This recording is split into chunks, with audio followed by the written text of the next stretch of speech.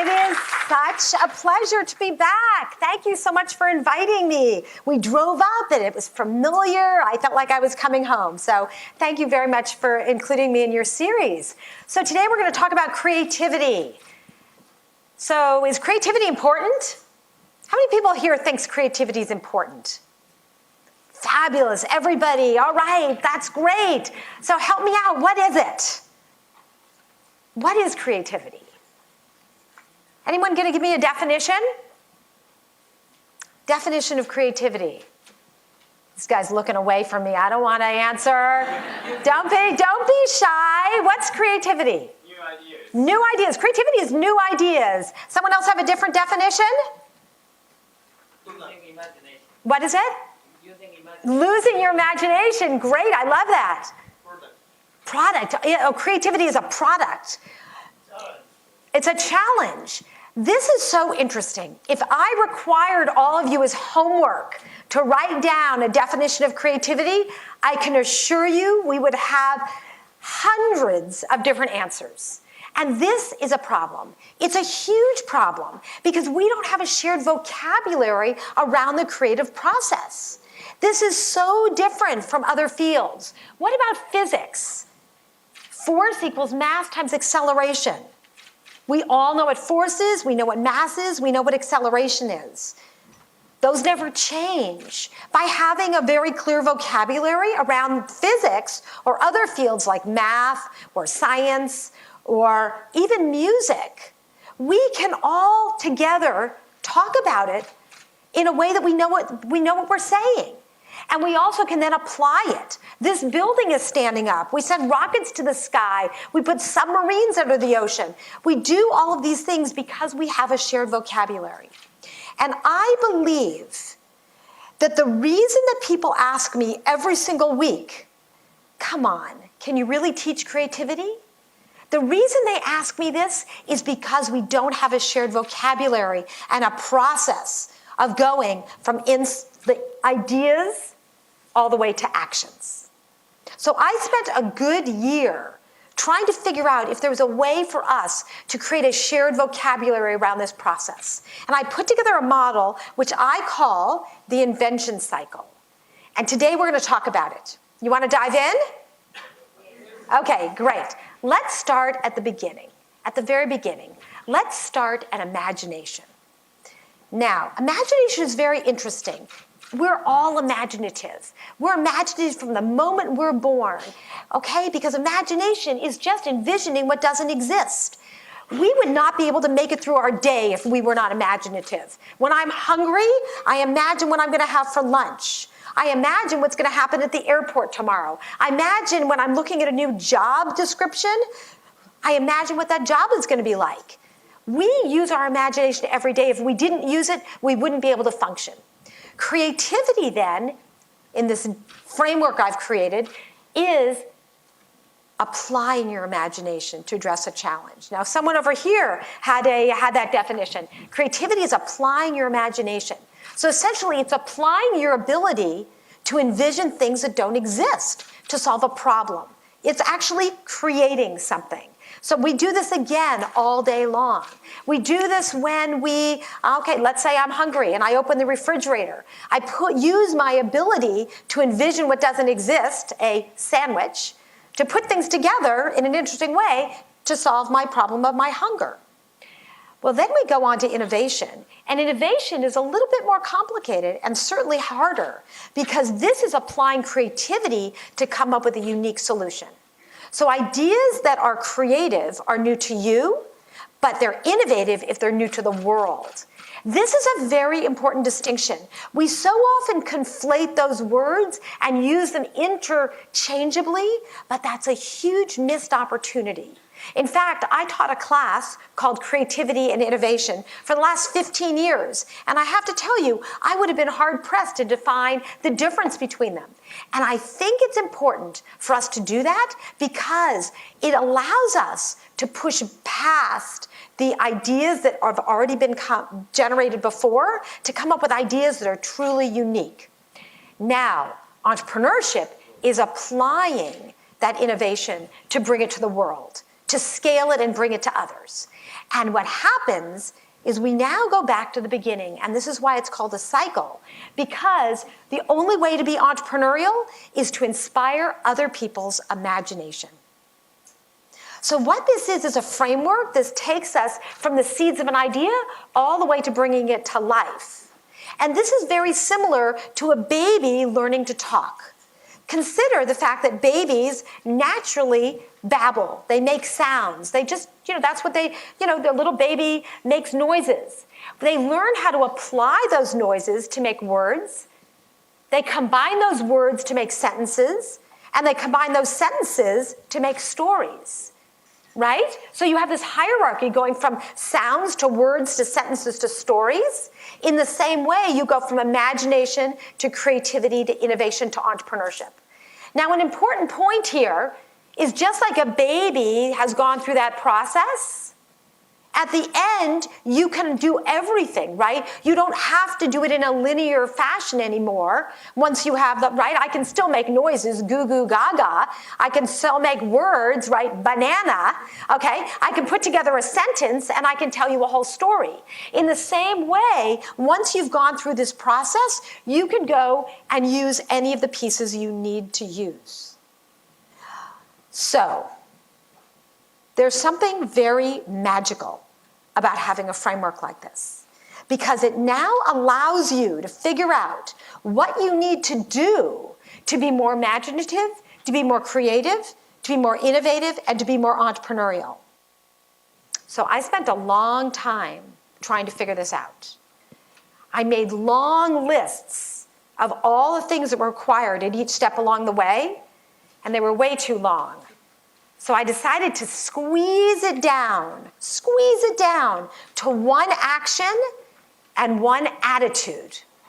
Now, why is attitude in here? Why isn't this just a series of behaviors? Why do I include attitude in this framework? Anyone have an idea? Why is attitude important? Well, it's because this is actually really, really hard. And if you don't have the right mindset along the way, you're not going to be able to go through this process. This is bringing things to life that didn't exist before. And if you're not driven and motivated and curious and all the other things we're going to talk about, you're not going to be able to do it. So let's go back through the cycle and look at the things that have to happen at each step along the way. You ready? Okay, let's go back to imagination. Imagination requires two things, right? One attitude and one action. It requires engaging in the world and then envisioning what might be different. Now, most people get it the other way around, and they make a mistake. They think that you start with envisioning and then envisioning what you want to accomplish, and then engage in making it happen. But it's actually the other way around. It all begins with engagement. Engagement is the master key that gets this all going. Because before something is your passion, it's something you know nothing about. This is why I believe the publisher here in Japan wrote on the cover of the book, "Passion's not required," because it's important to start with engagement. Most people, though, are not engaged. Most people are not paying attention in the way they need to be. Because if you go through your life with blinders on, not paying attention, you miss incredible opportunities. Let me give you an example. This is an example of a story that was told at Stanford, right on our stage in our lecture series. It's a story told by Scott Harrison, who runs a company called Charity Water. Has anyone heard of Charity Water? Anyone in the room? Okay. It's a really impressive nonprofit organization that brings drinking water, clean drinking water, to people around the world who don't have access to it. Well, he's a pretty impressive guy, but you know what? He wasn't always. In fact, in his 20s, he was a self-described loser. He worked in New York City in his 20s, and his job was as a nightclub promoter. Okay? And that meant his job was to get people drunk. okay? And he was really, really good at that job. And he got people really drunk, okay? And the side effect of that is that he became an alcoholic, he became a drug addict, and his life was a mess. And one day he woke up, he was actually down in the south of Chile, and he woke up and he realized his life was a mess and that he needed the opposite of his life. So he thought, what's the opposite of my life? And he said, well, let me think. I'm going to do charity work. I'm going to work for a charitable organization. So he wrote letters to all of these charities around the world asking if he could volunteer. And they all said no. He did not look like someone who would make a very big contribution. So he kept writing letters. And finally a group called Mercy Ships contacted him. And they said, fine, you can come with us, but you have to pay your own way. He said, fine. He wrote a check to them and he got on board. The ship was going to Liberia. He didn't even know where Liberia was. He had to look on a map. And they went to Liberia and he realized as soon as he got there that, oh my gosh, so many people were suffering from waterborne diseases. He learned as a result that 800 million people on the planet don't have access to clean drinking water, which leads to incredible illnesses.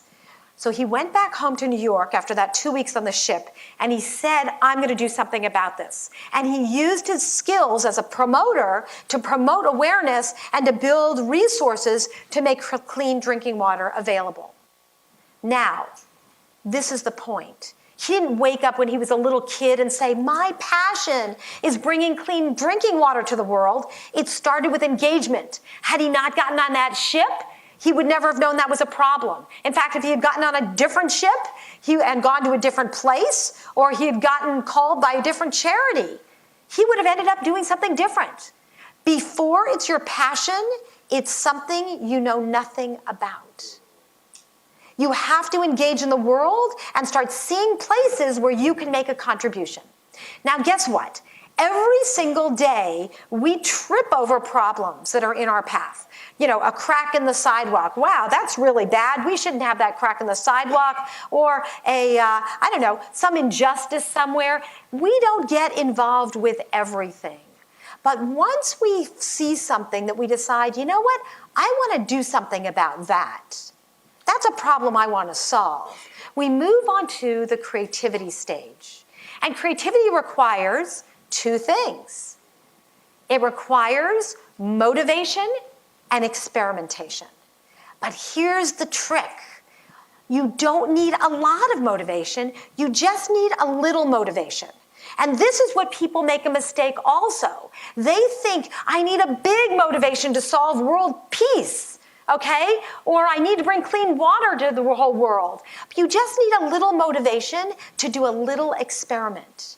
And what happens is you do a little experiment and you get the results, and that fuels your motivation. And then you do a bigger experiment. And then the results leads to more motivation. And pretty soon you've had more motivation and you're doing bigger experiments. But here's the problem that I found. Most people don't even think about what motivates them. They're following the rules that someone else set out for them as opposed to paying attention to what drives them. Does that sound familiar? Okay, most people in the world are puzzle builders. Now, what's a puzzle builder? It's someone who makes a jigsaw puzzle. Well, guess what? If I go and buy a jigsaw puzzle, it's got a beautiful picture of Mount Fuji on it. Okay? Right? I bet you've all made a puzzle of Mount Fuji, okay? You spill it all out, and I start putting the puzzle together. What happens if I put that puzzle together and I'm missing a piece of the puzzle? What happens? Can I complete the puzzle? Absolutely not. And you say, fine, can't complete it, can't do it. The people who are puzzle builders are just like that. And they say, I'm sorry, that part is out of stock. I'm sorry, the person we need is on vacation. They're full of excuses. Puzzle builders are people who have excuses when they can't get what they want or they think they need. Truly creative people are not puzzle builders. Truly creative people are quilt makers. A quilt maker is someone who has a goal of what they want to get to, and they use all the resources they have at their disposal to put them together and come up with something that's truly unique and very unique for them, right? This quilt, no one else would make a quilt like this. The person who made this had all these little scraps of material they pulled together and made a beautiful blanket. So with your motivation and you start experimenting, you end up with some really interesting things that happen. But the thing that's important is to keep in mind that the experiments you do not have to be big. The experiments you can do can be little. And I want to introduce you to a concept that I learned recently. It's the concept of prototyping. Has anyone heard the term prototype before?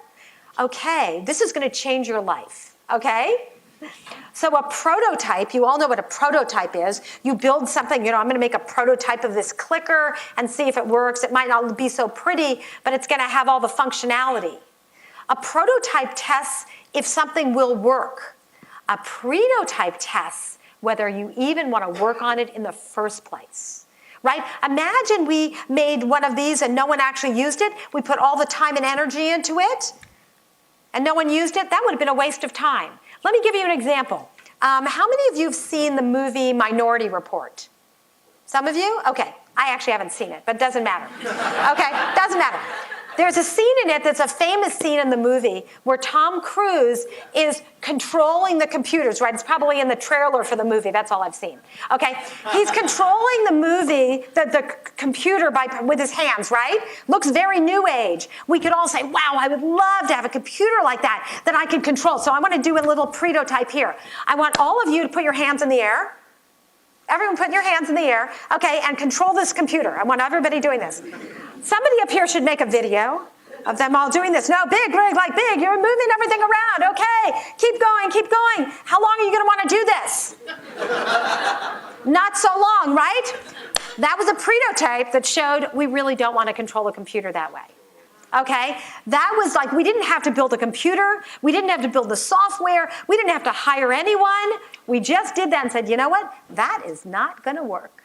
Okay, there are lots of ways to do prototypes. An example, well, let's just see how you would do it. Let's pretend that McDonald's decided they wanted to try the concept of Mac Spaghetti. Okay, what could they do as a prototype to test that concept? What would they do with Mac Spaghetti? What's the easiest, smallest thing they could do to test if people might buy it? Anyone? Yeah, what would they do? Yes, the people in the same shop. Okay, so they'd ask people, so you would just ask them, would you want it?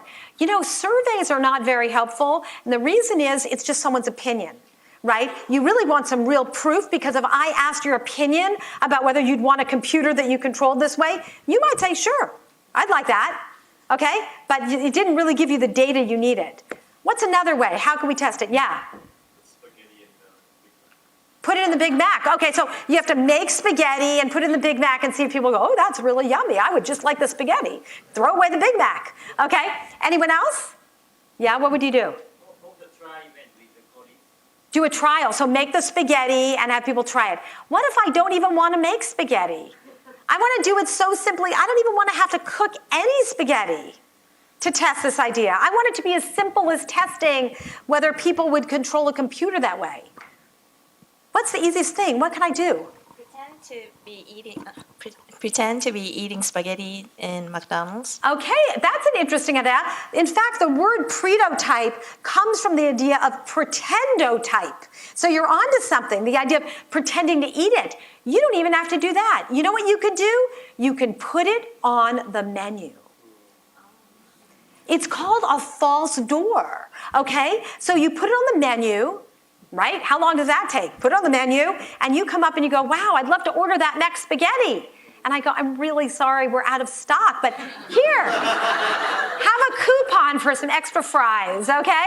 So it doesn't matter. We would get to see at the end of a day how many people actually ordered it. So if it was on the menu, who would actually buy it? And there are lots of ways to do this. There are lots of ways. In fact, in my book, I describe all these different ways that you can do these pretendotypes or predotypes to test your concepts really early. I'm going to show you an example of how one was done. This is a video from IDEO. Do you know the design firm IDEO in Palo Alto? It's very famous, and they've designed all sorts of really exciting products. They, in their toy group run by Brendan Boyle, they were interested in building a toy for an iPhone, a little iPhone app for children called Monster Maker. Okay? And so the question was, would people like it? So this is their prototype they made. I want you to tell me how much time this took, how much technology was required, how much money it cost, and how effective it is. Okay? Here we go. Cue music. So this is possible dance. Where's our audio? So music starts, and I'm the player, so I come in. Who's and I controlling touch our the button, audio back and there? it gives me a special dance move. I go and touch again, and he does a different one. And it can go for as long as I want if he has a few signature moves. And when I've had enough and I'm done dancing, I push the back button, and it pauses, and the music stops. Monster Maker. Cool. That's all I can. Come on, Sonic. Wow. So, pretty fun, huh? How much time did that take to make? How long? 10 minutes? Okay, probably maybe 10 minutes, okay. How much money did that cost? A few dollars, right? How much technology was required? Not so much, right? I didn't have to go hire a bunch of engineers and have them code this up. How effective was this? Well, I was doing a talk, and there were some little girls sitting in the back, and at the end they came on up and they wanted to buy the app. Pretty good prototype, okay? So the fact is you can do some quick and dirty experiments. What would happen to these guys if nobody liked it? Would they cry? Would they cry? Would they be upset? No, they'd go on to the next thing. Because the fact is, when you do a little quick prototype, the idea is to do a little experiment to get a little data. And if it doesn't work, no problem. You go back to the drawing board. But guess what? Now it did work. So now you're more motivated. Now you do a bigger experiment, and the results of that are positive. You do a bigger experiment, and get more and more motivated. And pretty soon you go, we're onto something, and we want to come up with a way to make this truly innovative, not just sort of a fun thing. We want to make it truly innovative, and now we go on to the innovation stage. And this requires two things. It requires focus and reframing. Focus and reframing. Now, what is focus? Focus is the point where you say, I am now so motivated to do this project that I'm going to make it a priority. I'm going to make it something that is so key in my life. It's not just a little experiment I'm doing on the side. It's not just a hobby. It's now something I'm putting my attention into. And the thing that happens when you do that is you now can look at the problem from different angles. This allows you to reframe the problem. And reframing the problem is one of the most critical things you can do when you want to come up with innovative solutions. It's going from a problem like this. What's the sum of 5 plus 5? 10. How many answers are there to this? 1. Okay? That's the first right answer. But what if you wanted to teach this concept and you wanted to have more than one right answer? Let's say you wanted to have an infinite number of solutions. What could you do? You could reframe the problem and turn it around like this. How many answers are there to this? Infinite, right? Negative numbers, fractions, decimals. Pretty cool. We went from an answer with one right answer, problem with one right answer, to one that has an infinite number of solutions. This is true in all aspects of our life. But the thing that we need to keep in mind is that the question you ask is the frame into which the answer will fall. And so if you're not asking the right question, you're not going to get the right set of solutions. In fact, Albert Einstein is quoted as saying, If I had a daunting problem to solve, my life depended upon the solution, and I had 1 hour to solve the problem, I would spend the first 55 minutes framing the problem. Because if I spent most of the time framing the problem, the answer would become obvious. Let me show an example here. It's my favorite example. Has to do with planning a birthday party. Anyone here have a birthday today? Anyone? I know that it's Yuko's birthday. Hi, Yuko. Happy birthday. Great. Okay. So, Yuko, we're going to plan a birthday party for Yuko. Is that a great idea for us to brainstorm about that? You think that's great? What if we change one word in the prompt from planning a birthday party to planning a birthday celebration? What happened to the set of solutions from a party to a celebration? What happened? What happened? It got bigger, right? A lot bigger. What if we changed it from celebration to let's plan the best way to mark her birthday? Wow. Maybe she'd like a statue in the middle of the city. Would you like that, Yuko? No, not today? Okay. The fact is, this is quite profound. The question you ask has the answer already baked into it. When you said you were going to plan a birthday party, the assumption was that it was a party. When you said you were going to celebrate the birthday, it assumed you were going to have a celebration. When we said we're going to mark the birthday, we assumed we're going to mark it. This is really important. And I have my students do frame-storming exercises before they brainstorm. They basically brainstorm around the question they're going to ask before they even start finding the solutions. So I do this all the time, and I've been fortunate to have the opportunity to teach some online classes. Has anyone ever in this room been in any of my online classes? Any of you? Okay, one person, 2 people, 3 people, 4 people, okay, 5 people, okay, handful of people. The classes were around 25 to 50,000 people from around the world. And in the classes online, I did the same thing I did in my classes at Stanford, where I would teach all sorts of skills about engaging in the world and envisioning what might be different, figuring out what problem you want to solve, framing the problem carefully, generating hundreds of ideas. I required them to come up with at least 100 ideas. Why 100? Because the first ideas are always going to be incremental. They're always going to be creative, but they're not going to be innovative. So when you have to come up with 100 ideas, oh my gosh, some people think that I had a typo. She must have meant 10. Not 100. No, I said you need 100 because the first 10, 20, 30 are going to be expected. You know, if I asked you to come up with 500 flavors of ice cream, well, the first 20, 30, 50 are going to be pretty expected. When you get to 250, that's when you're going to have some really interesting flavors. Okay? So I have them come up with at least 100 solutions, and then they pick 1 or 2 of them that they think are particularly interesting, and they present them. And in fact, one of my favorite things to have them do is to come up with the worst ideas they can, the worst flavor of ice cream, the worst family vacation, the worst restaurant. Because oftentimes, the seeds of something really profound are hidden in the places where people thought it was a bad idea. The good ideas are expected and incremental. If I asked you to come up with the best idea for a restaurant, you'd come up with on the top of a mountain with a beautiful view and a lovely wine list. Okay? And a great chef. Yeah, but let's say someone said, let's come up with the worst idea for a restaurant. You're going to come up with crazy ideas. Maybe it's going to be in a prison. Maybe all the waiters are blind. Well, you know what? I can tell you there are amazing restaurants that are now in prisons and other ones with all blind waiters. Maybe they're blonde, but they're also blind. Okay, waiters. And like that restaurant is called Opaque. You go there, you sit in the dark. You have a whole different dining experience being fed by people in the dark.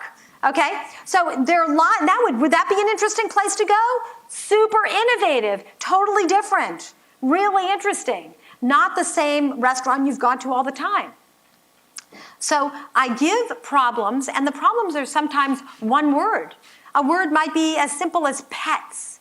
So let's try this. If I gave you the word pets, how might you frame a problem around pets? What sort of problems might you have around pets? Okay, how to keep your pets healthy. Okay, someone else. There, no questions you have about pets? All the problems around pets have been solved? Training your pet, okay? How to train your pet. How to keep your pet healthy, how to train them, what else? Yeah, what kind of food to buy and how to contain the costs. How to keep the pets not make so much noise. How to have quiet pets, okay? Like a dog barking at night sort of thing. Okay, what else? One more? Traveling with pets, or what to do when you travel and you have a pet. Great. Well, this is exactly the challenge I gave in one of my online classes, was the challenge of pets. And the teams had to frame a problem around pets. They had to come up with at least 100 solutions. They had to pick one they liked the best, and they needed to then present it. So would you like to see an example? Okay, I'm going to play a short video. I always love for the students to do videos because I can share them with you. Here's one.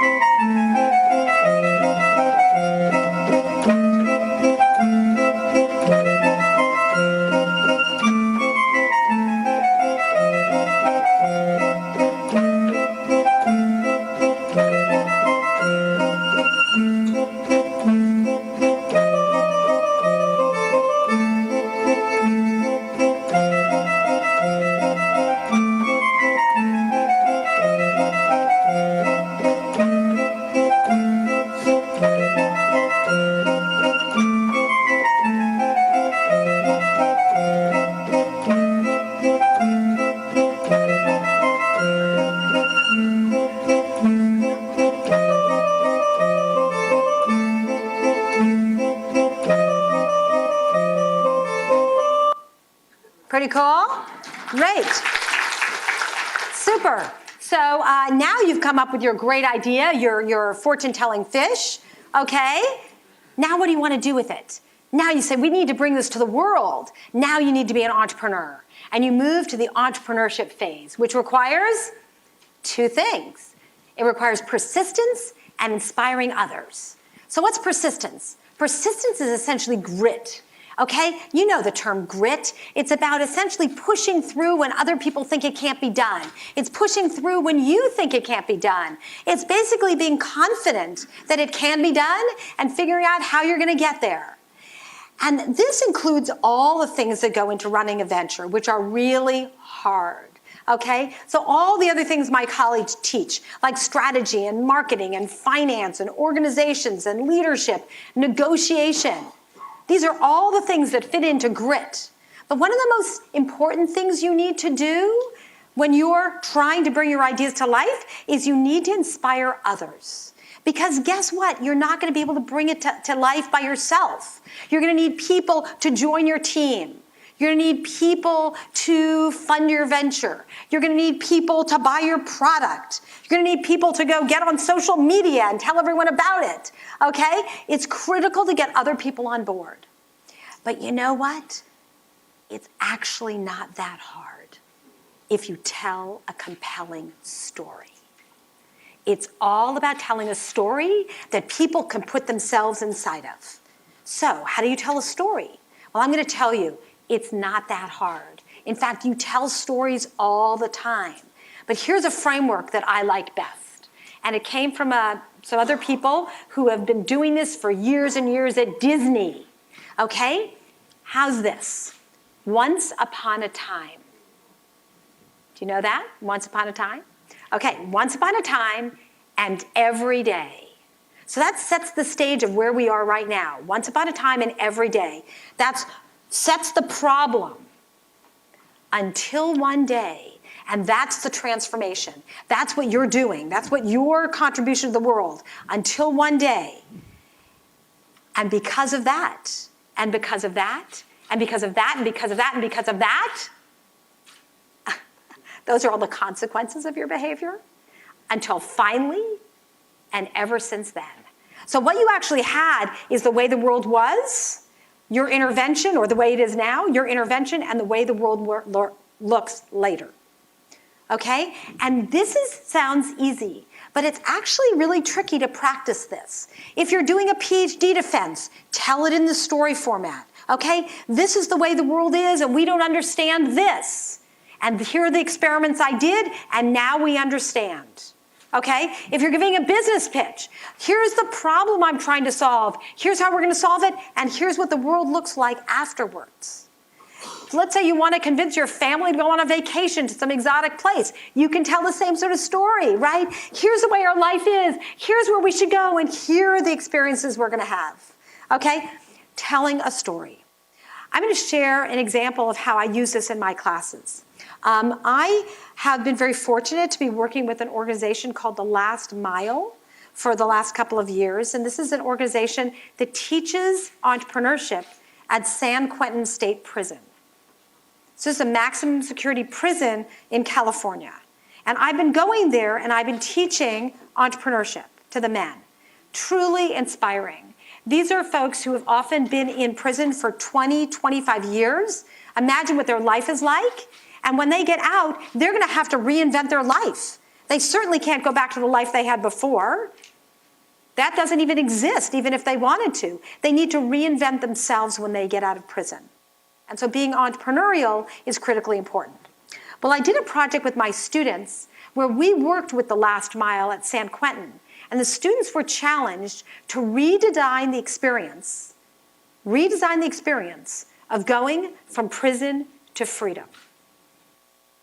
It was an incredibly moving and meaningful project for them. They all went up to San Quentin. They met these men. They taught them the things we learned in our class. And then they had to frame a problem around this, right? The general topic was redesigning the experience of going from prison to freedom.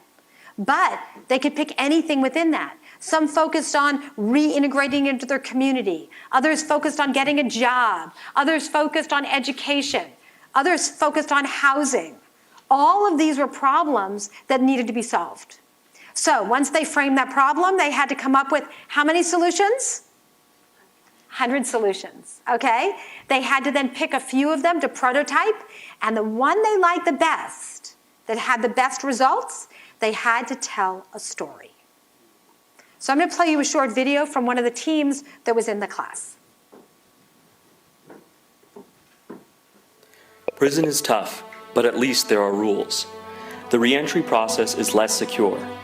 Recently released inmates lack basic necessities like housing, money, clothing, family, or job opportunities.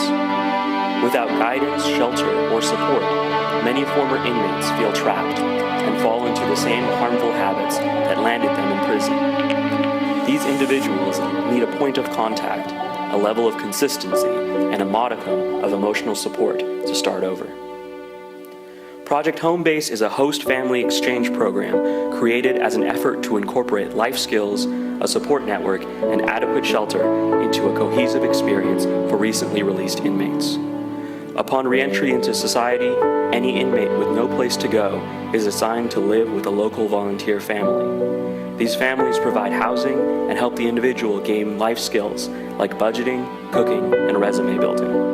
More importantly, host families reinforce basic values like loyalty, honesty, and hard work, while providing a safe and caring space for these individuals to reacclimate to society. As the individuals gain employment and stability within their own lives, we hope they will pay the favor forward and teach others what they have learned along the way.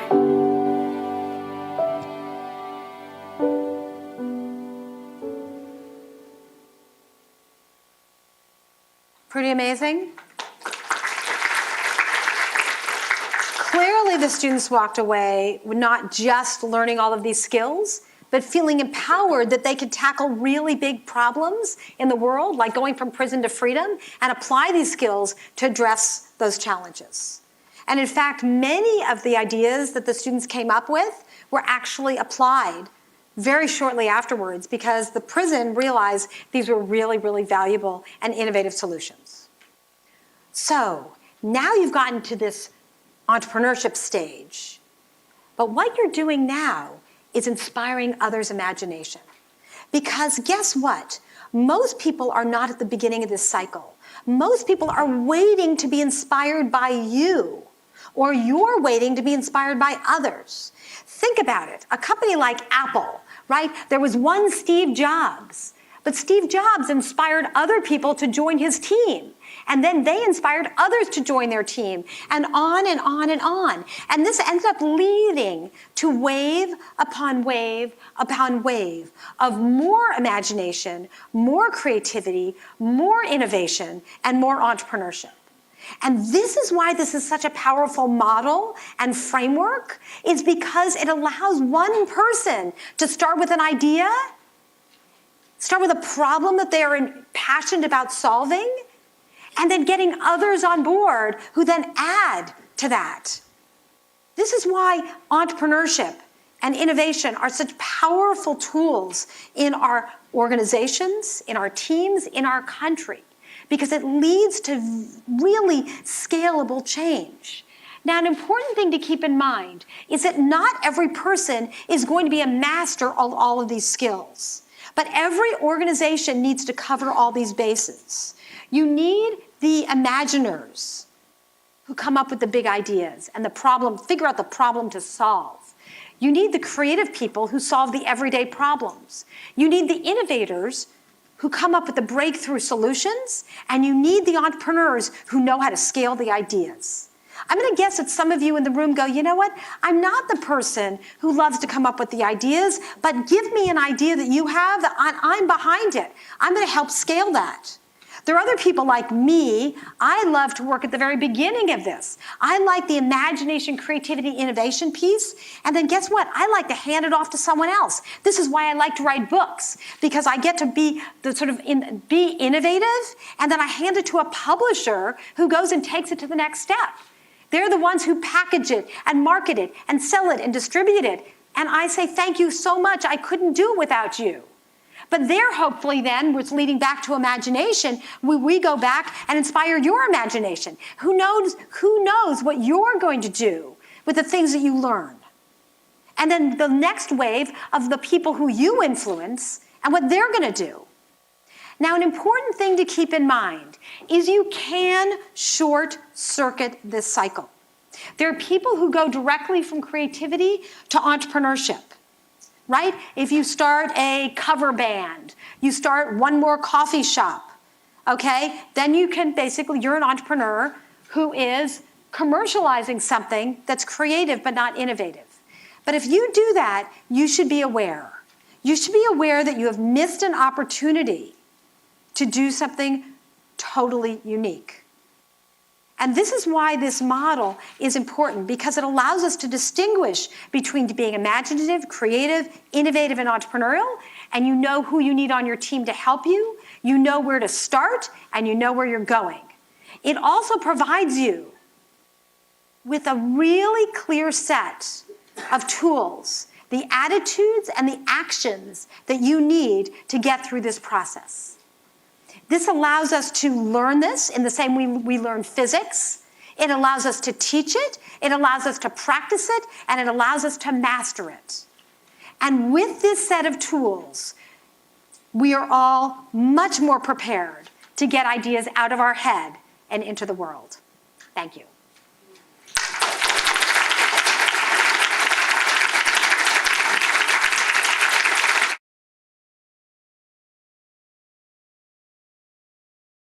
Yes, back to here. Yeah. Thank you.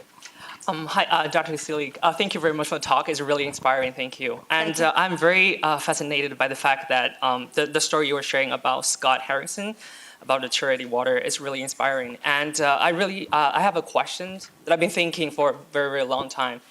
The current education system seems to generate more puzzle builder, like me. For example, I'm very good at solving puzzles, and I also want to become a coil maker, like you said, to use my imagination and create creative, innovative solutions to solve some problem. But the thing is, as you said, I'm comfortable at where I am now, and I'm following the rules the society is setting for me, and even the rules that I set for me. Do you have any other suggestion or insight or stories, for example, like Engage that you shared earlier, to kind of help people like me who transform from a puzzle builder to a quill maker? Great, super question. Thank you you for asking it. So yes, you're absolutely right. Our school systems all over the world have a problem. We give lots of problems like, what's the sum of 5 plus 5? We don't give the problem with what two numbers add up to 10. And this is a problem because we're training people to be puzzle builders. But you know what? You're only in school part of the day. And even if your teachers are doing that, you can give yourself challenges. This is something that you can do on your own. In fact, there's a quote, I think, from my book, What I Wish I Knew When I Was 20, where one of my colleagues from Chile said, it is a gift to have bad teachers because it forces you to teach yourself. And you know what? When you get out of school, you're not going to have teachers all the time. You're going to need to be your own teacher and to chart your own course and to let your curiosity drive you. So what I would say is give yourself small challenges every single day, okay? Maybe you give yourself the challenges every single day this week. I'm going to make a very different type of breakfast, okay? And I'm going to have something I've never had before, just something crazy. One of the things I just started doing this last week, because I like to do this myself, is to give myself a challenge. I just started walking across this campus at Stanford, and instead of just walking across as I normally would, I took out my phone and I started taking photographs. And I ended up putting together, making a collage that was so interesting. I was really proud of myself. I didn't have to take, this is important, it didn't take me any more time. I was already walking across campus. I took my normal walk and I took a couple of seconds out of my walk to be paying attention to things I didn't pay attention to before. I was taking pictures of really, it was the end of the day, really interesting shadows that were on the ground with all these different backgrounds of, the Stanford sort of tapestry. And it was great fun. So I hope that helps. That helps. Great. Okay, good luck with that. Yes.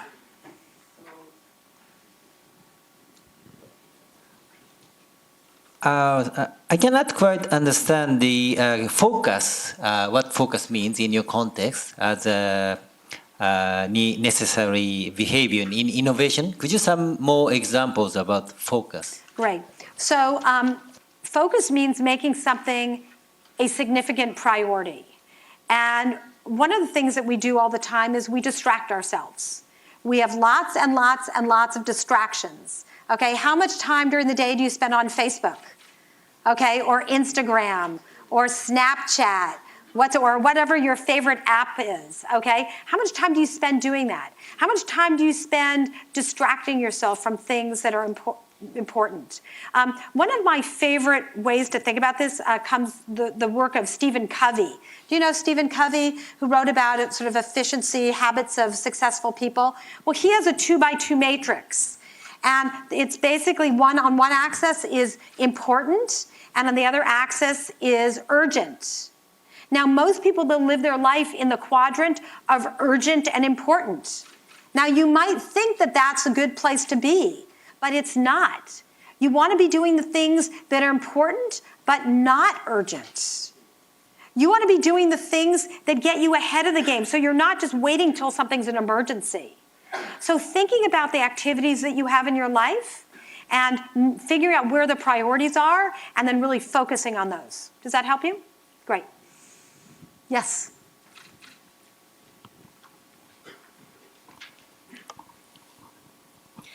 Thank you for your inspiring session. Thank you. I really love it. My name is Yuko Baba, and nice to meet you. And my question is how we can persist this kind of innovation cycle and inspiring waves, because as you said, I totally think that we have to be careful when the things come to commercialize, like how we can sustain the innovations and this kind of creativity once the organization and the team getting bigger?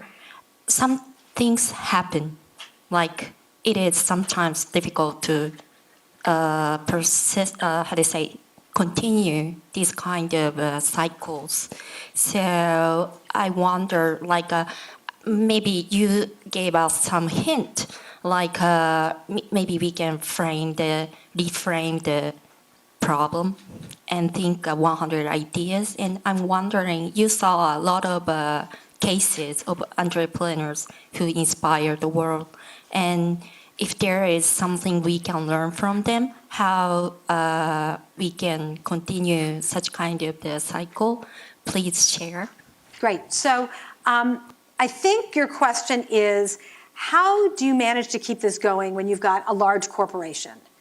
So many people join large corporations and they feel like they've got a job to do and they don't really care about it, right? And this is really, really important.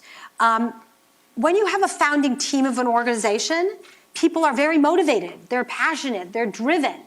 And then what happens is the team gets bigger and bigger and bigger. Eventually, as you're out on those, the far waves of this invention cycle, those people on the edges can lose their connection to that core goal. This is one of the reasons for having really, really effective storytelling.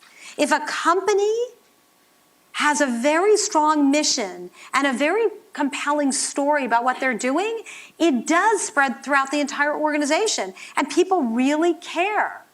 Maybe you can think of organizations that do that everybody in the organization is completely in sync. It's interesting, one of our speakers had a wonderful metaphor for this, and he was talking about culture in companies being like a wind. And if you have a strong culture, it's like a strong wind that blows in the same direction and gets everyone moving in the same direction. And so you need to have a culture and a story that really is so compelling that you keep everyone motivated and passionate. Thank you. Yes, back here. Yes, you. Thank you very much for this valuable presentation. Thank you. I really enjoyed it, especially for this framework, which makes it really easy for us to see the process on how to become creative. Right. And my question will be, someone might have, for example, from imagination to creativity, innovation, but become lost between innovation and entrepreneurship, for example. And I think most of the time that happens because of, for example, our environment. We're not in the right environment, for example. Sometimes it even affects our mental model. So if you have some tips for that, that would be very, very helpful for me. Yeah, super. I love that question. In my prior book, Ingenious, A Crash Course on Creativity, anybody read that? Anybody in the room? Okay, good. You guys all need to read it. Okay. Homework assignment. Okay. I present a different model, which is called the Innovation Engine, which looks at all the variables that come into play when you want to stimulate creativity and innovation in individuals, in teams, and in organizations. And there are several chapters about exactly this. What are the levers that organizations have to increase creativity? Culture is one of them, right? The environment. I call it the habitat, okay? The habitat includes the rules, the rewards, the incentives, the physical space, all the hiring policies, right? Who you end up having on your team. And so you're absolutely right. You need to take all of these things into account. Physical space is one thing that people often don't think about. But when you walk into a room, the space is the stage on which you play out your life. You walk into that room, the room tells you what your behavior should be, right? You came in here and sat in these chairs. You knew that you were supposed to sit here and be quiet. I'm up on the stage, I know my job is to talk, okay? If you go to a playground, you know what your job is to play. If you go to a doctor's office, you know what your job is to take off your clothes, okay? So the point is that you go into different, right? If you go to a doctor's office, there are certain things you do. You would never do the same thing if you walked into a classroom, okay? The fact is, every space tells us what we do, Okay? And so thinking about the rules, the rewards, the incentives, the physical space are great levers for creating an environment that is really going to be stimulating of your imagination, your creativity. Hope that helps. Thank you. Okay, back here.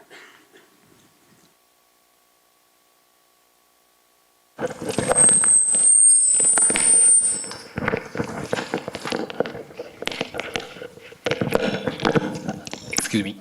Thank you for your great story and also the giving the inspiration plus the energy. You give the energies to me. So very simple question: how to make the better question? How to ask a better question. I love that. How do you ask better questions? Well, one of the most important things is to question the questions. Okay? We are often asked, I'll give you a perfect example. Anyone who's an architect in the room? Any architects? No? Okay, let's pretend. Who wants to pretend to be an architect? You're going to be my architect, okay? You're going to be my architect? Okay. All right. I'm going to ask you, who wants to be my architect? You're going to be my architect, okay? I'm going to ask you to build me a bridge. You're going to go off and build that bridge? Of course, she's going to go off and design a beautiful bridge. She could come back to me and say, Tina, why do you need a bridge? And I go, well, I need to get to the other side of the bay or the river or the ocean. She says, oh, how do you do that? Are there other ways to do that besides a bridge? What are other ways to get across a river besides a bridge? A boat? What else? I could fly. Yeah, what else? I could swim. What else could I do? You could have a tunnel. I could have a hot air balloon, okay? I could have a slingshot. I mean, I can come up with all different ways, okay? When I asked her to build a bridge for me, the assumption was that it was a bridge, okay? If she comes back and questions me, then I go, okay, are there other ways I could solve that problem? What if I didn't have a bridge, okay? She could then come back and say, why do you need to get to the other side of the river? Maybe I don't even need to go. Okay? Maybe I can get what I need done in a different way. So by questioning the questions, by doing what is called like a ladder of why. Why are you doing that? Why are you doing that? Why are you doing that? By the time you've asked several why questions, you've unpacked what you're actually trying to accomplish in a more meaningful way. Does that make sense? Great. Good luck with that. No, good. Let me know how it works. Okay, back here.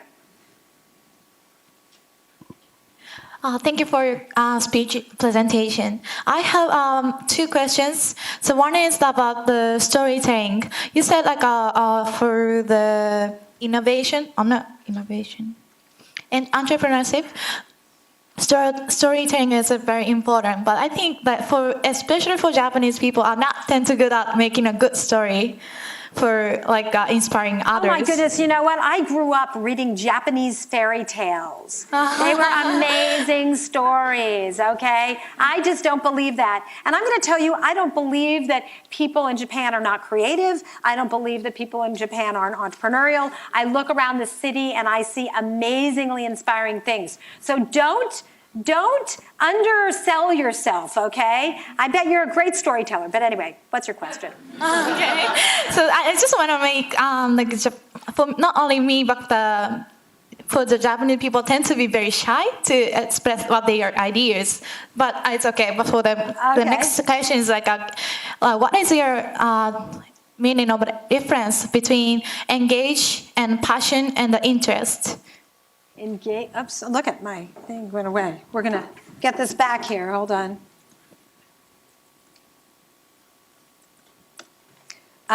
Engage and passion and interest. Okay. Engaging is an action, right? So let me answer a slightly different question and see if we get to the answer here, okay?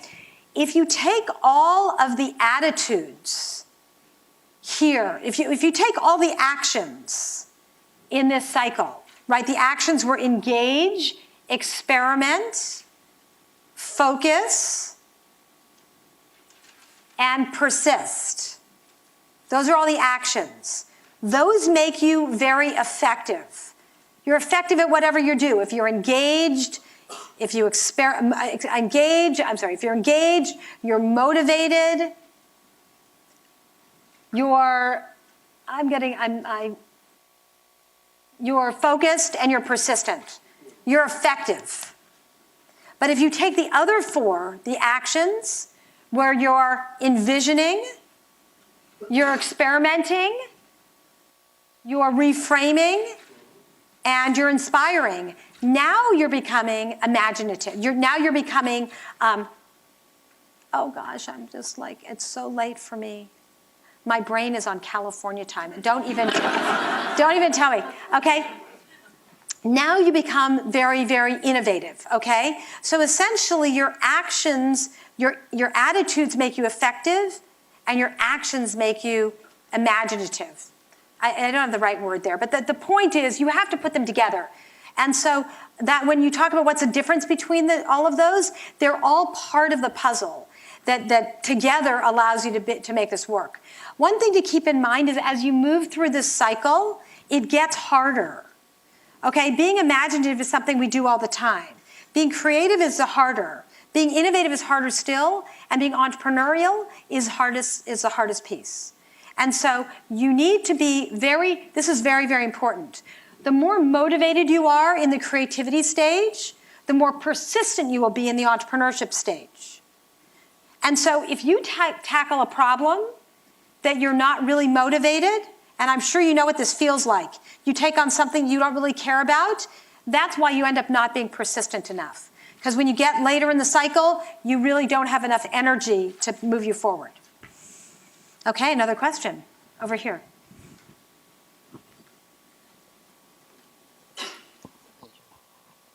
Thanks. It's a bit of a personal question. I would like to know if you, having so much focus on creativity, I would like to know if you constantly recreate the world that is around you, and say, like, you're traveling to Japan, do you see gaps, or does it give you like a constant flow of creativity and imagination so much that sometimes you have to shut it down? Yeah, actually it is true. Sometimes people say, okay, just stop already. But it's okay. You know what? I would rather have more ideas than fewer ideas. And the more places you go, the more input you get. This is really an important thing. In order, your knowledge, your experiences are the toolbox for your imagination. So the more tools you have, the more imaginative you're going to be. Okay? And so the more inputs, the more different books you read, the more different movies you go to, the more diversity of people you meet, the more interesting lectures you go to. Okay? These all add to your toolbox and end up making you more creative. Great. Any more questions?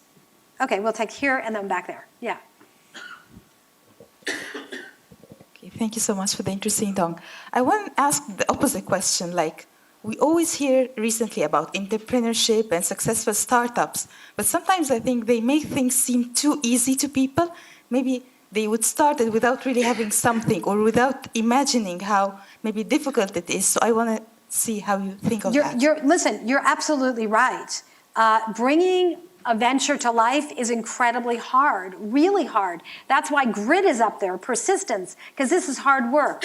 And I would argue that the more motivated you are, the more driven, the more you understand why you're doing this, and that you've fallen in love with the problem. One of the things that I see all the time is that people fall in love with the solution that they've come up with. They love their big idea, but really what you should do is fall in love with the problem. Because the problem is what's going to keep you going when you hit the wall and your solution isn't working. I think of it as your motivation is like the roots of a tree. We know that a tree, right, there's as much of the tree above ground as it is below ground. Those roots that are below the ground are basically the structure, is the foundation. It's the way that your ideas get nurtured. And so you really need to focus on your root structure, which is your motivation, in order to build a really healthy and large tree. And there was a question over here. Was there one over there? Okay. Yeah. Thank you for your talk. And I'm Koda Yamaoka from Aoyama Gakuin University. And let me ask you one simple question, because I think I'm the youngest people in here. So the question will be, in your presentation, you said if we find a problem, we have to come up with 100 solutions. So I believe that the most difficult part is that to narrow it down to the particular one. So please tell me how to narrow it down to the one. Yeah, it's a really, really hard question. So during the creative process, there are times in which you're flaring, coming up with a lot of ideas, and focusing, narrowing down on a few. And then you flare again and you focus, flare and focus. The generating 100 ideas is, of course, flaring. You then pick a few of them to test. That's when you focus. If they don't work, you go flare again and go back to your drawing board. You don't know. Remember we talked about prototypes? The key is to do some simple experiments to see if they will work. Most of the time in your head, you think something's going to work and you put a ton of effort behind it and then, oh my goodness, it didn't, it failed. So the key is to do some easy experiments to give you the data that you need. So there's no quick answer to that. The answer is you need to do the hard work of doing some experiments to test these ideas. And if they don't, go back to the drawing board. The key also is you can always, always, always go back to engage. You can always go back to the point where you're engaging with the world and observing and seeing what things you didn't see before, if you get stuck. Any more questions? Yes, over here. Thank you for your lecture. I'm quite satisfied with your lecture. And thank you very much. Very satisfied. Sorry. I think that was a compliment. You mentioned that all we need to do is to pick up 100 solutions before finding the answer. But my problem is that before finding an answer and picking up 100 solutions, I always blank my mind when I find a few solutions. So I have a question: how can you create 100 solutions when you face something makes you blank your mind? Okay, so I think the question is, it's hard to come up with 100 solutions. Often I come up with a few and I think they're good and I want to run with those. So guess what? You have to you need the grit, right? You need to give yourself the challenge of coming up with those 100 solutions. It's not going to be easy. This is why you need to be motivated, okay? You need to basically force yourself to get beyond the easy solutions. Listen, the easy solutions might work, right? I might open my refrigerator and there's peanut butter and jelly and I make a peanut butter and jelly sandwich. But that means every day I'm going to have a peanut butter and jelly sandwich, okay? The fact is that's not very creative. Maybe I don't want to be creative. I just want to not be hungry, okay? So maybe there are times in which you just want to go to the first solution. But if I'm a chef and I have a restaurant and I want it to be really innovative, I'm not going to be able to serve people peanut butter sandwiches every day. Okay? And so what I'm going to have to do is say, I'm going to come up with 100 recipes. Okay? And do you think chefs do that? Of course they do. They're constantly challenging themselves. They go and get new ingredients. They get new cooking tools. They visit different parts of the world to learn different cultural cuisines. Okay? That's a way for you to come up with 100 ideas. You need more inputs. Okay? Good luck. Okay. Yeah. I'm a full-time student here at Globus. My question is more regarding to you, because you talked about engagement, engaging. What was your story of how you, your engagement, and then how you started this creativity? And in other words, what makes you motivated every day for this? So there are two questions there. I'll answer the second one first. What motivates me? It completely and totally motivates me to get people excited about trying all of this.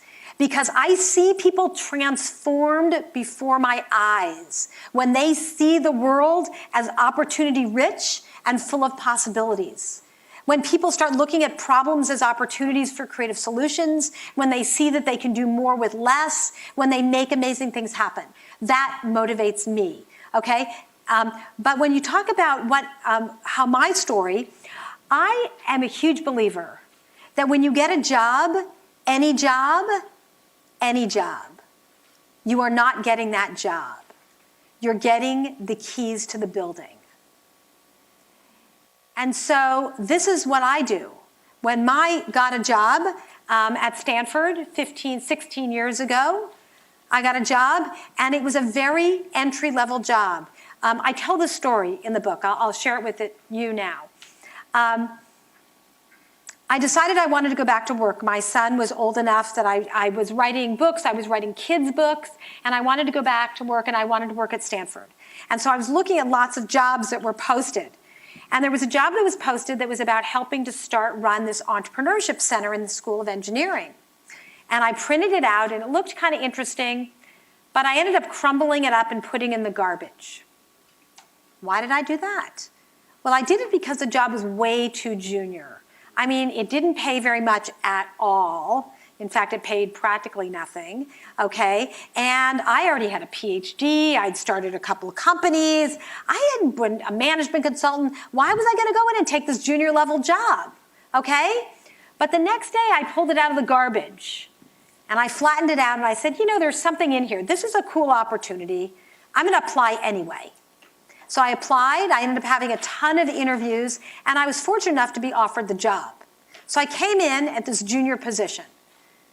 But you know what I did? I didn't just do that job. I saw all these other opportunities there. And I'd say, pick me, right? It's like, oh my gosh, there needs wow, we should run, you know, a conference in Asia. Oh, I'll do it. I'll go run a conference in Asia. Oh, well, maybe. And then I'd have an idea. Well, maybe we should have a class on this. I'll teach it. Well, maybe we should do that. I'll do that. I'll do that. I'll do that. Pretty soon, I was doing all these things that were not my original job. And guess what? I got promoted. And I got promoted again. I got promoted again. I got promoted again. And you know what? I am the one most crazy unicorn person at Stanford University who ended up being promoted to being a real professor from coming in at that staff position. And the fact is, you can all do that. Because most people, though, you know, it's being a puzzle builder. You're making the puzzle someone else designed for you. But I've never done that. So I basically threw out the puzzle and said, I'm going to make my own quilt and put something together that people were excited about, and that's what led to the rewards. So I have to tell you, if someone had told me 30 years ago when I finished my PhD, 30 years ago, most of you aren't even 30, okay? 30 years ago when I got my PhD, if they had told me that what I'm doing now, I would have been completely shocked and totally delighted. I would have been so excited about what I'm doing now, but I wouldn't have had any idea of how to get there. And so the fact is, you know, there are amazing things that are going to unfold in your career, but you need to actively be engaged in making that happen. Another question. Thank you very much for your inspiring time.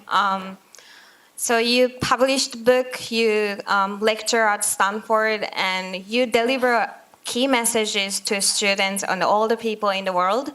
And my question is, where is your imagination towards next? What is your motivations towards next? What is your next goal? So sometimes there are little goals. Sometimes there are big goals. It's interesting. I often think in the shape of books. And why do I think in books? I think in books because a book is a very tangible thing. I'm very product oriented, and I love, you know, when the box of books arrives at my house, that's an amazing, like that vision of that box of books arriving is enough to motivate me through all the hard work of creating a book. And so I'm always looking at where I can make a contribution to the discussion on whatever I'm thinking about. And so right now I'm noodling on what would be the next topic? What's the next challenge? What problem is still yet to be solved in this world of creative problem solving? And so that's what I'm thinking about. But I'm not sure that it's going to be in the form of a book. It might be. But I'm thinking about taking on a big challenge that's going to stretch me as much as possible. Do you see next challenge now? Yes, but I'm not ready to share it yet. Very much. Check back with me in a few weeks. I'm cooking it up. Okay? If you follow me on Twitter, you'll probably see, I'll let you know. Any other questions? Yes. Thank you very much. Good presentation. My question is very simple. What application do you use your presentation? What's my application? Okay. Yeah, how did I do this? Wasn't that magical? Anyone know what I use? Prezi. Okay, well, how'd you like my Prezi? Did I do a good job with my Prezi? Sometimes people use Prezi and it makes people dizzy. I hope it didn't make you dizzy. I love Prezi. I'm a Prezi princess. Okay, and the reason I like Prezi is because it forces you to think of the whole presentation in one piece as opposed to a bunch of slides. What Prezi is imagine an endless whiteboard of endless length and height and depth. And you put things on the whiteboard and then you put connections between them. So you can embed little things inside of big things. You can make a big picture and zoom out to it. So Prezi, Prezi.com. Okay. Any more questions back here? The gentleman over there. Thank you, Tina. Thank you. you. It was a wonderful conversation. Thank you. I'm not sure, maybe you've read Steve Jobs' biography before, Yeah. right? So I'm thinking of how to apply this, and maybe you can help us all out by applying your framework to Apple. So I wish I could. I'm not inside of Apple. I don't have an in-depth understanding. But I can tell you, I talked to dozens and dozens of entrepreneurs when I was writing this book. And I asked them if this model reflected the process they went through, and they all said it did. Okay? And I give a lot of examples in the book. An example, do you guys know Khan Academy? For example, do you know Khan Academy, where people go online? Do you use a Khan Academy? I think it's terrific. So Sal Khan. So let's just look at that as an example. And I think Steve Jobs, you could probably map it onto that, but I don't want to try to put words into his mouth, especially he's not around to refute it. But Sal Khan, I talked to him. He said, he was in finance, right? He was in private equity finance. And he didn't think about education at all until his cousin called and was having trouble in math. Right? You know the story here. And so he started tutoring her. And so he basically was engaged in tutoring his cousin. And then he envisioned how it might be better. It's like, wow, there should be a better way to do this. Right? Instead of my just teaching every kid, maybe there's some way I can create some videos that other people can use and she can watch slowly and review again when I'm not around. So guess what? He became motivated to do that and he started doing experiments. Right? So he started trying all sorts of things and kept what worked. After that started, he realized, wow, this is actually really coming together. He quit his job as a financial analyst. And that's when he started focusing and making it his full-time job. And he had to reframe it and completely rethink education and to say, how could I create a platform that really complements the way people are learning in school? And in fact, even for some people, this might be their whole schooling. And then he ended up developing the platform. And of course, then he moved on to the entrepreneurship stage where he needed to then bring in other people to join his team, raise money to support the effort, get the word out about the work they're doing. And of course, this has led to many, many, many endless waves of more innovation cycles as more people have been touched by this. Does that help? Great, thank you. Okay, another question. Yes, over here. Gentleman here. Yeah, thank you for your speech. And I understand and agree the invention cycle, all the process is important for the individual and also the organization. And for individual, I think I can do by myself. But if I think about the organization and if I think about my daily life, I'm kind of working for like a conservative big company, kind of slow, not really creative. And how could I encourage other people to this cycle? And what do you think about what's the key to encourage other people into this invention cycle? Yeah, this is a really hard thing to do. And one of the things that I see all the time is students who come out of school and they're really motivated to be creative, they're really excited about solving big problems, and then they end up in organizations where they're told, just follow the rules and don't do anything, don't rock the boat. So I have a couple of suggestions that I have, okay? Besides telling them to all read my book. I don't know, okay. I have a couple of other suggestions, is that find other like-minded people in your organization, okay? And find basically your own tribe and get those people together to start doing small experiments and trying things out and see if you can start infecting the rest of the organization. The other thing, though, is oftentimes I say to people, if it's not working for you, leave. Go do something else. People often treat their job as if it's a prison and it's something they have to do. You can leave. You can go to a different organization, and guess what? You can even start your own. So if the culture is not one that's a good fit, where you feel like you can really use these skills and it's really important to you, then it really is your responsibility to either make it happen there or find another place. Good luck with that. Very much. Great. But one thing I just want to say is I've been contacted by a lot of organizations, large organizations like Microsoft. I just was at Microsoft a couple of weeks ago up in Seattle, where I was meeting and doing workshops on this with one of their big strategy groups. So I know that big companies are actually eager to embrace these ideas. And so I think that a lot of companies know. I mean, in Japan, there are companies that are very large that really want to innovate. They say they want to innovate. So having these tools is really going to help do that. Great. Is there one last question? You get the last question. Hi, Tina. Thank you so much for your talk. My name is Kylie. And so one question I have for you regarding your framework is how durable do you think this model will be? Whether it'll be salient, 50 years from now or 100 years from now, where do you think that will stand in the future? Isn't that an interesting question? No one's ever asked me that before. Well, it's still a baby, okay? And so I don't quite know what's going to happen when it grows up. I feel really strongly that this framework, and of course a framework is just a framework, right? This isn't like, a law of the universe. This is a framework to help people move through this process. It's helpful to me. Okay, and I've found that it's helpful for my students, and other people I've worked for have found it helpful to them. So my hope is that this something is durable and that people will apply it and that it will be everlasting. It might change, it might morph, it might evolve. More things might be added, some things might be taken off, but I encourage you to make it your own. If this is something that you think resonates for you, use it. If you want to change something about it, you should feel comfortable doing that. This is out in the world to help people as much as it can. Great. Thank you so much, everyone. It was really my pleasure. Thank you.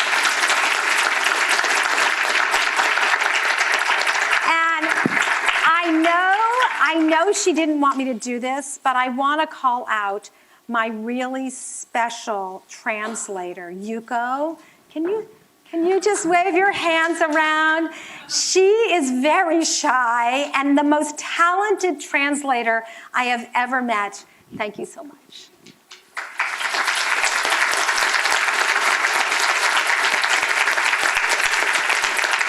And I want to also thank Globus for inviting me. This was a huge honor, and definitely my publisher here, who has put so much hard work into bringing this book to life. It's so beautiful. They did such a wonderful job, and I know they're working so hard to get it out across Japan. Thank you so much.